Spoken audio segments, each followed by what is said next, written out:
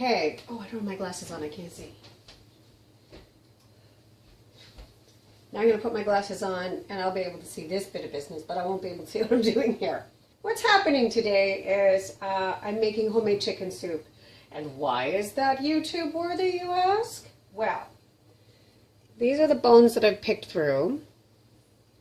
I have touched each and every one of these so that I can get all the chicken off.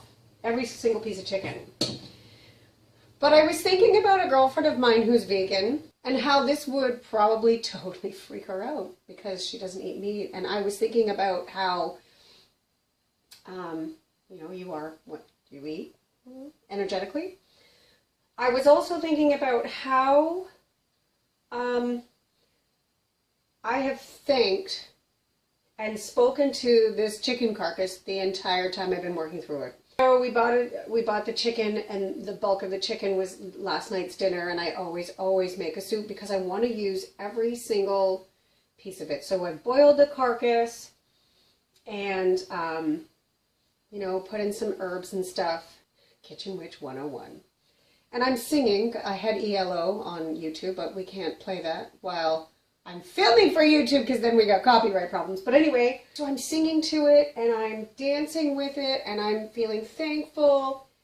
And as I'm touching every little tiny piece to get all the chicken for a soup that is also going to, feed my family.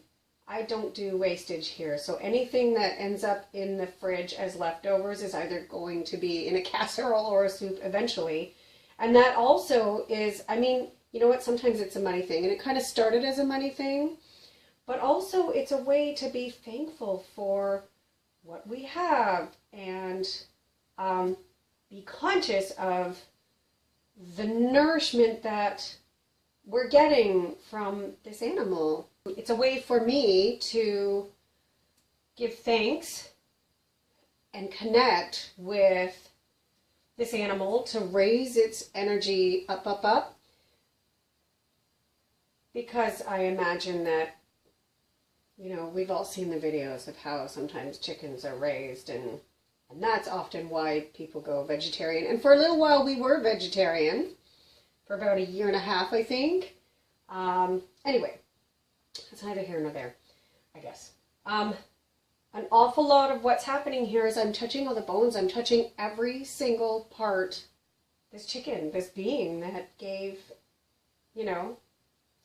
I was going to say gave its life, but it's not really all that voluntary, is it? So this is the part that I can do. This is the part that I can do something with in terms of energy raising and magic making and connection. Although we do our best to think about where our food is coming from, sometimes we also have a budget. Actually every time we have a budget. We have a very strict budget because it's almost winter. I'm just sitting here thinking about learning this skill from my dad and my stepmother, who made every meal count. I was thinking about all the witchy business in terms of touching every bone and connecting with every bone and being thankful for all of that. And how I feel like that makes a difference in terms of how it's presented and my family's, the energy when it's ingested. I always save the wishbone, right? I feel like there's an energy, everybody knows about the wishbone, and I kind of feel like that is our final gift or our final send-off. When we pop the wishbone, for me, that's a release, even though it's tied in with our wishes or whoever's, whoever got the winning side or the bigger side of the wishbone. That's our final release. So it's not often that I keep other bones or the rest of the bones because I kind of don't, I let them go because I don't want to hang on to them. I let them go, and that's the final kind of send-off. It's never just soup making when I'm in the kitchen, or it's never just meal making when I'm in the kitchen. Kitchen witchery. This is, you want to see, do you want to see my soup? Let's see if I can do this without dumping my phone into the, into the pot. All right, that's my soup so far. And that's all the bones.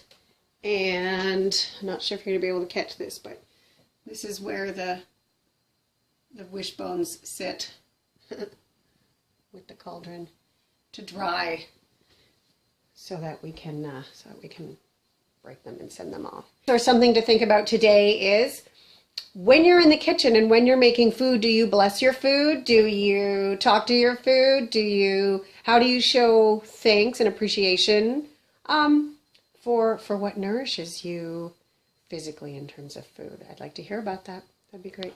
Okay, I gotta go back to making soup. Now I gotta dry my hands, so have a blessed day.